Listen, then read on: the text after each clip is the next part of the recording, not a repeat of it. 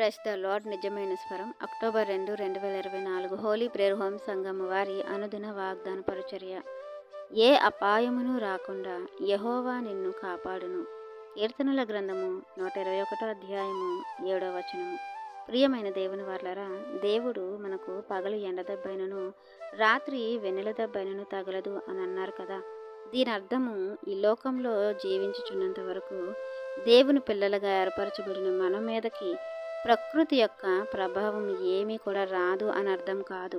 ఇతరుల్లాగే మన మీద కూడా చిన్న చిన్న కష్టాలు, నష్టాలు, అపాయాలు, వడదెబ్బలు తగులుతాయి. అయితే దేవుని యొక్క ఉద్దేశం ఏంటంటే, మన యొక్క ఆత్మీయ స్థితి విషయంలో, మన యొక్క జీవితం విషయంలో దేవుని నమ్ముకున్న మనము దేవుని మీద ఆధారపడే విధానాన్ని దేవుడు చూస్తారు. దేవుని మీద పెట్టుకున్నటువంటి నమ్మకాన్ని దేవుడు కనిపెడతారు.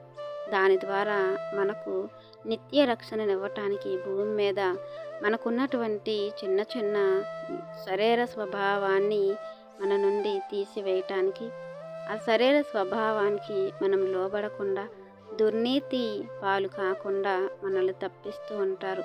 ఎందుకంటే మనము పరలోకవాసులమయ్యాం కాబట్టి, నిత్య జీవానికి అర్హులమయ్యాం కాబట్టి, ఆ నిత్యత్వాన్ని మనం పొందుకోవాలని, దానిని మనం దూరం చేసుకోకూడదని దేవుడు అనుక్షణం మనల్ని ఎత్తుపట్టుకుంటారు.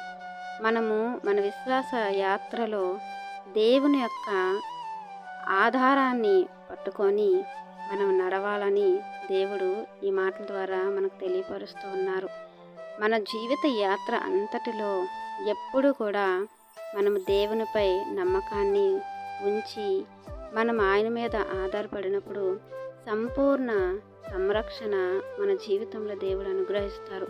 కాబట్టి దేవుని మీద ఆధారపడినప్పుడు మనం ఈ లోకంలోనే కాదు, మన ఆత్మీయ స్థితిలోనే, అలాగే శారీరకమైన జీవితాన్ని కూడా దేవుడు కాపాడుకుంటూ వస్తారు. కాబట్టి ఆ కాపుదలలో మనం ఎల్లప్పుడూ ఉండాలని, మన కొరకు సిద్ధపరిచినటువంటి ఆ నిత్యత్వంలో మనం చేర్చబడాలని ఈ వాగ్దానం మనందరి జీవితంలో దేవుడు ఫలింప చేయాలని ఆశపడుతున్న వారు దైవజనులు బ్రదర్ పి నెహెమ్యా గారు. God bless you. ఆమెన్.